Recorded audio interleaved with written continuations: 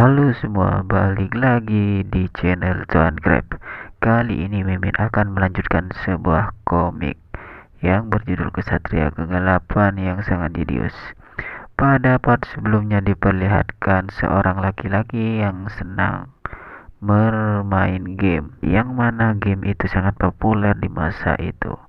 Kemudian tanpa ia sadari, ia malah masuk ke dalam game tersebut. Dan yang membuatnya semakin terkejut lagi, dia menjadi seorang karakter terburuk yang ada di dalam game itu, yang bernama Nock von Renhaver.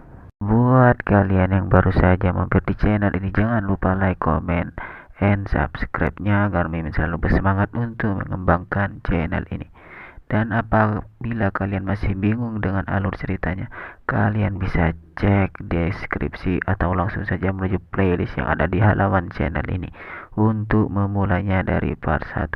Tanpa basa-basi lebih jauh, mari kita masuk ke ceritanya. Melanjutkan part yang sebelumnya, diperlihatkan beberapa saat kemudian mereka berdua berjalan menuju ruang pelatihan. Meskipun mereka berjalan bersama, namun tidak ada satupun pembicaraan yang keluar dari mulut mereka. Dengan tatapan mata yang dingin, ia terus saja berpikir bagaimana caranya ia menjalankan karakter yang tanpa sengaja telah ia gunakan. Setelah aku berhadapan dengan situasi kematian, aku menjadi semakin yakin jika aku tidak ingin mati secepat yang sudah ditentukan. Untuk bertahan hidup, aku harus beradaptasi dengan lingkunganku saat ini. Meskipun begitu, bukan berarti aku tidak memiliki kesempatan sebagai bentuk pengalaman pro player yang sudah menamatkan game ini sebanyak 27 kali. Maka seluruh peta dan tempat rahasia yang ada di game ini aku sudah mengetahuinya. Kemudian ia membuka status Windows-nya. Di sana tertulis, jika Inner Lunatic adalah tentang demonik dan divine. Ini adalah sebuah game yang berfokus kepada konflik kekaisaran. Game ini juga memiliki basis penggemar terbesar di seluruh penjuru dunia. Yang paling spesial dari game ini adalah dengan menggunakan kombinasi skill karakter yang tidak terhitung jumlahnya, maka setiap karakter memiliki jalur pertumbuhan yang berbeda-beda satu sama lain. Ada banyak sekali skill karakter tingkatan rendah yang dapat dipilih, seperti skill karakter yang langka dan juga yang umum. Akan tetapi jika beruntung, maka bisa juga mendapatkan skill karakter yang jenius. Hanya satu yang bisa didapatkan dalam mencarinya. Skill karakter yang jenius akan memudahkanku untuk mencapai puncak bidang yang aku pilih. Akan tetapi aku telah memilih dua skill karakter sekaligus. Itu semua karena ada sebuah fitur yang dinamakan karakter hukuman yang ada di dalam game ini. Ada sistem yang menerapkan hukuman yang semakin besar jika karakter yang dipilih telah melampaui batas. Itulah alasannya kenapa aku bisa memiliki dua skill karakter jenius sekaligus. Yang pertama adalah ahli pedang yang jenius. Itu adalah skill karakter yang spesial untuk menggunakan pedang serta senjata tajam lainnya. Karakter ini sangat cocok untuk mencapai puncak seni bela diri. Lalu untuk skill karakter mana sensitif jenius, ia mampu meningkatkan sensitivitas terhadap magic. Karakter ini dapat membantu untuk mencapai efisien maksimal dalam mensirkulasi mana. Sambil tersenyum, Nock masih saja bergumam, masih ada banyak hal yang lebih berguna lagi dari dua skill karakter itu yang sudah aku pilih. Salah satunya adalah skill karakter mata kebijaksanaan. Hal ini memungkinkan kita agar kita bisa melihat status Windows milik orang lain, dan ini sangat menguntungkan bagi para pengguna. Lalu ada juga skill Master of Acting. Seperti namanya, karakter itu akan membuatmu semakin mahir dalam bersandiwara. Ini akan jauh lebih berguna karena aku sudah masuk ke dalam game ini. Bahkan ada juga skill karakter mentalitas baja. Itu juga akan membantuku untuk tidak merasa takut dalam pertarungan atau dalam situasi berbahaya. Sudah pasti aku akan mengatasinya satu persatu, karena aku sangat ingin memiliki semua skill. Itu Rona yang telah memperhatikannya sejak dari tadi. Ia berpikir, kami sudah sampai di luar aula latihan. Tapi kenapa ia hanya berdiam diri memperhatikan aula itu? Namun ia menyadari bahwa Nok telah menatap aula itu dengan tatapan yang dingin. Kemudian sambil buka pintu gerbang aula itu, Nok berpikir, ada sebuah skill karakter yang bernama penghancur penderitaan kutukan. Penderitaan bawaan yang kuat telah ditanamkan pada tubuh semua player. Kutukan itu akan mengurangi setengah dari pertumbuhan fisiknya, maka player 2 kali akan lebih rentan terhadap serangan musuh. Lalu ia kembali berpikir, haruskah aku memulai dari menyingkirkan, menghancurkan penderitaan terlebih dahulu yang ada di dalam tubuhku ini? Beberapa saat kemudian, setelah melakukan latihan mengayunkan pedang, terlihat ia begitu sangat kelelahan. Tidak peduli berapa banyak yang aku pikirkan tentang kedepannya, nanti aku hanya bisa mendapatkan satu kesimpulan di karakter ini. Aku adalah orang yang sangat kacau, yang masih belum bisa melakukan apapun. Seperti itulah yang sering digambarkan oleh penulis komik ataupun novel. Selalu saja sebuah karakter harus memulai semuanya dari awal untuk mendapatkan kekuatan yang bisa menjadi orang hebat. Begitu juga karakter terburuk ini.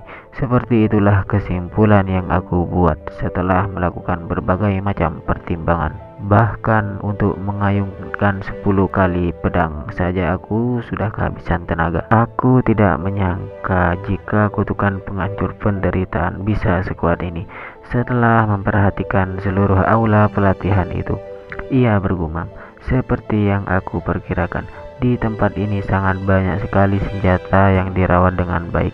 Itu semua dikarenakan pondasi dari keluarga Rainhaver berada di dalam pedangnya. Yang membedakan keluarga Rainhaver dan membuat mereka menjadi terkenal di antara keluarga bangsawan kuat lainnya adalah dikarenakan keahlian mereka dalam menggunakan pedang dan atribut kegelapan. Untuk alasan kenapa mereka mendapatkan ketenaran ini adalah karena seni berpedang mereka yang sangat unik. Diketahui mereka telah memberikan kekuatan kegelapan kepada pedang mereka. Oleh sebab itu mereka dengan mudahnya memotong dan membinasakan semua musuh yang telah mereka hadapi. Dan juga dikarenakan pedang pemimpin mereka yang sangat kuat, sehingga pedang itu dijuluki pedang iblis dari kegelapan. Pedang itu hanya diberikan kepada mereka yang akan menjadi kepala pemimpin selanjutnya. Apakah semua ini ada hubungannya denganku? Bukan hanya sekedar seni berpedang saja, mereka juga telah memiliki segalanya. Oleh sebab itu, menjadi bagian salah satu dari keluarga ini sudah memberikan banyak keuntungan. Contohnya saja seperti uang dan juga kemudian uang lagi. Dan yang terakhir adalah uang. Terlihat ia sangat bersemangat. Ia kembali berkata, keluarga Rainhaver adalah keluarga terbaik di dunia ini. Mereka memiliki uang yang sangat banyak. Faktanya mereka bisa memberikan uang dengan jumlah yang banyak kepada anak bungsu yang mereka anggap sebagai sampah di keluarga. Ayahnya yang bernama Theo Rainhaver kemungkinan besar tidak mempedulikan jika Nok menghabiskan banyak uang sesuka yang ia mau. Nok adalah karakter yang telah diberikan segalanya sejak dari awal. Simpelnya dia adalah anak bungsu sampah keluarga yang memiliki reputasi. Sudah pasti karakter tubuh ini memiliki tujuan yang jelas. Setelah ia mencoba untuk berdiri, terlihat kakinya begitu gemetar dikarenakan stamina yang ia miliki telah terkuras habis. Sebelum sesuatu yang aku minta kepada Rona belum dipersiapkan, maka aku tidak akan bisa keluar dari tempat ini. Beberapa menit sebelumnya setelah mereka sampai di aula, terlihat Rona menyiapkan semua perlengkapan untuk pelatihannya, termasuk pedang kayu, handuk, dan air. Sambil memperhatikan seakan ia tidak percaya Apakah benar Tuan Muda akan melakukan latihan, sedangkan semua orang telah mengetahui jika ia memiliki tubuh yang rapuh? Kemudian Nok langsung memanggilnya untuk mendekatinya, dan itu membuat Rona semakin panik. Kenapa ia memanggilku? Apakah ia akan memukulku untuk memberi hukuman setelah kejadian yang tadi? Setelah menarik telinga Rona, ia pun berbisik kepadanya. Entah apa yang ia bicarakan, namun terlihat Rona sangat terkejut dan mencoba untuk menolaknya. Ia berkata, "Saya akan berpura-pura untuk tidak mendengar apa yang Anda katakan. Akan tetapi karena ia hanyalah seorang pembantu di rumah itu, mau tidak mau ia harus melakukannya." Sambil berjalan untuk melaksanakan perintah tuannya, ia bergumam, "Aku pikir manusia itu telah berubah. Ternyata dia sama saja seperti sebelumnya." Kemudian dia berpikir, aku tidak tahu seberapa bagus Rona dalam melaksanakan tugas. Akan tetapi jika ia bekerja dengan cepat, maka besok siang ia akan membawanya. Tiba-tiba ia sangat terkejut ketika seseorang datang menyapanya. Dan orang itu adalah kepala pelayan yang bernama Rothwell. Dia otoritas sesungguhnya dari keluarga Rainhaver. Meski aku anak bungsu dari keluarga ini, aku tidak akan bisa untuk mencari masalah dengannya. Meskipun ia hanyalah seorang kepala pelayan, akan tetapi ia adalah orang kepercayaan sekaligus tangan kanan dari ayah Nok. Sambil memperhatikan Nok, ia berpikir, seseorang yang susah untuk diatasi telah muncul dengan cepat dalam keadaan normal. Dia tidak pernah peduli dengan anak bungsu sampah sepertiku. Jadi apa sebabnya dia datang menemuiku? Secara otomatis skill karakter Master of Acting telah aktif. Lalu dengan santainya Nok bertanya, apa tujuannya untuk datang menemuinya? Rothwell pun berkata, "Saya telah ditugaskan oleh ayah Anda untuk memberikan Anda sebuah kabar. Dia bersikeras agar Anda bisa hadir dalam jamuan makan malam yang akan dilakukan malam ini." Dengar itu, ia pun sedikit kebingungan, karena ia baru saja memakai karakter dari tubuh ini. Sudah pasti ia tidak tahu apapun tentang situasi yang telah terjadi.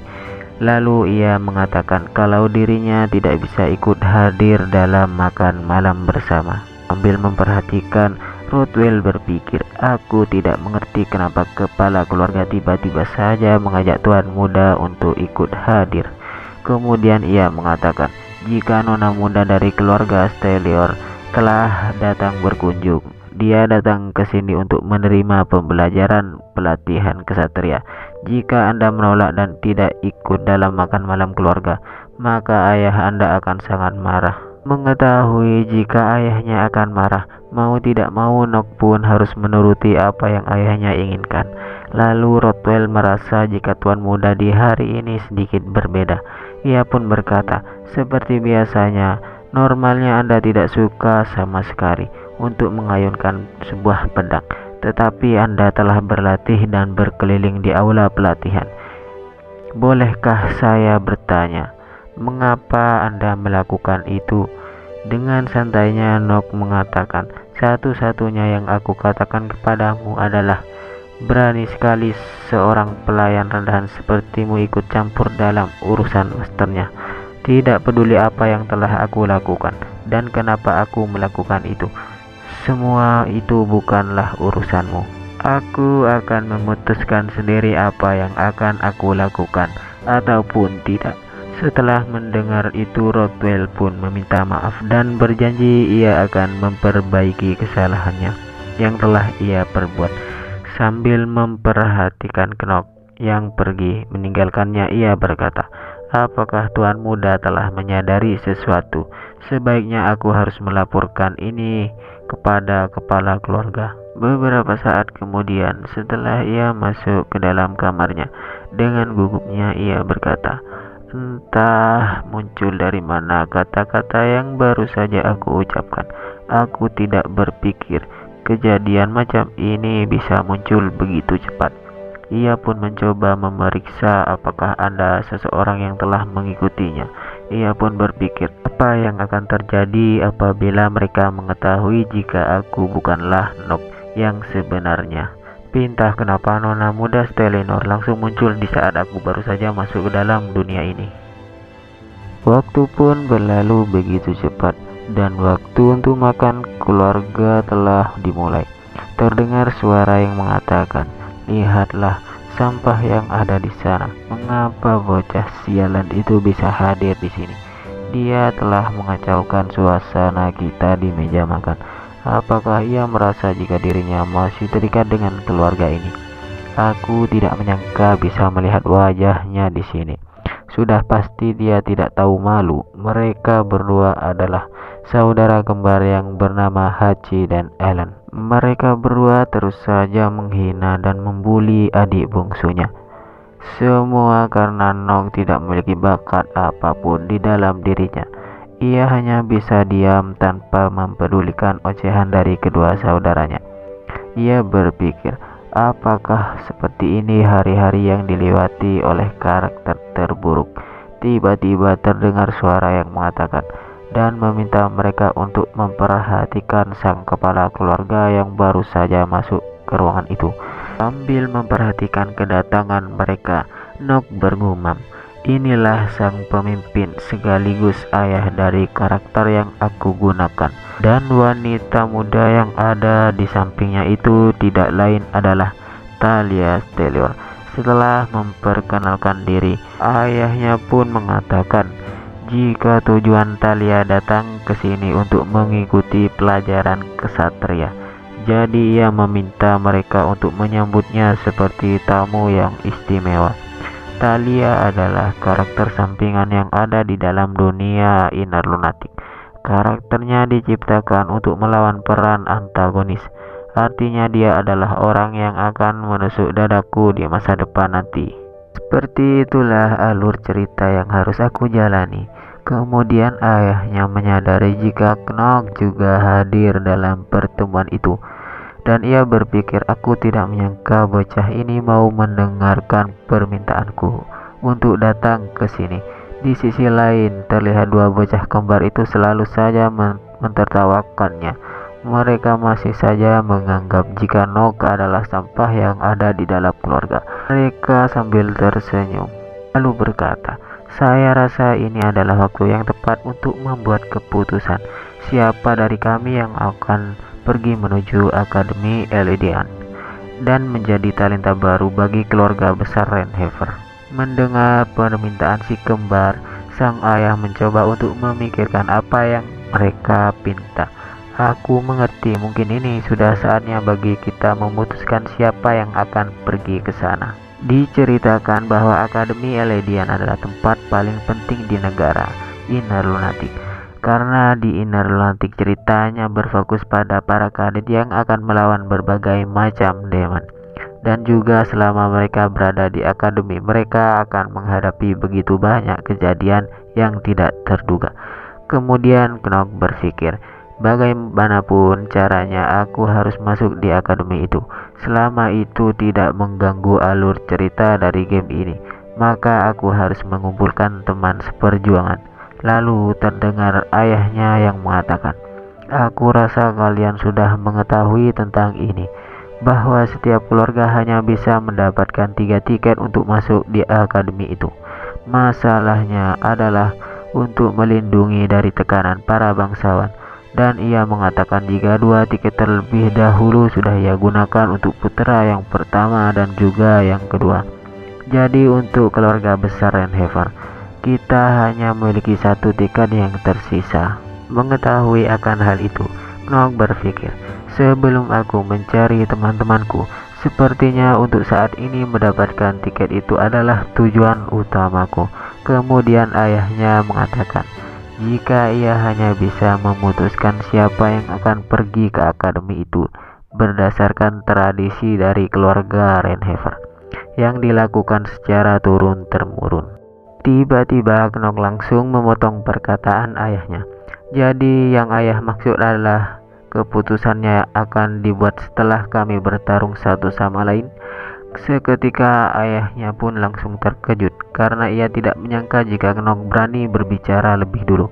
Dan itu tidak seperti yang biasanya. Lalu ayahnya berkata, Benar yang kau katakan akan aku lakukan. Aku akan memberikan kalian waktu selama 1 bulan untuk mempersiapkan diri. Jadi aku akan memilih setelah jika kalian bertanding satu sama lain. Seakan yakin jika mereka akan menang dengan mudah, si kembar dengan sombongnya mengatakan, kalau kau ingin menyerah sebelum terlambat, lebih baik kau katakan saja. Kami mengetahui jika tubuhmu itu sangatlah rapuh. Bahkan kau pun tidak akan mampu untuk mengangkat sebuah pedang. Jadi sudah dipastikan kau tidak akan bisa mengalahkan kami. Mendengar itu dengan santainya Gnong berkata, seharusnya kalian memahami apa yang kalian bicarakan. Kalian bisa mengatakan ini apabila sudah memenangi pertempuran. Si kembar itu pun merasa tidak terima dengan apa yang dikatakan oleh si bungsu. Apa kau pikir dengan tubuh lemahmu itu bisa mengalahkan kami? Jangan pernah bermimpi untuk bisa masuk ke akademi itu. Takdirmu sudah ditentukan jika kau hanyalah seorang sampah. Apa yang akan terjadi selanjutnya? Kita akan melanjutkannya di part berikutnya. Terima kasih telah menonton dari awal hingga akhir video. Jangan lupa like, comment, and subscribe. Kita akan melanjutkan ceritanya nanti di part berikutnya, yang pastinya bakalan tambah seru. Jadi terima kasih, sampai jumpa di part berikutnya. See you and bye.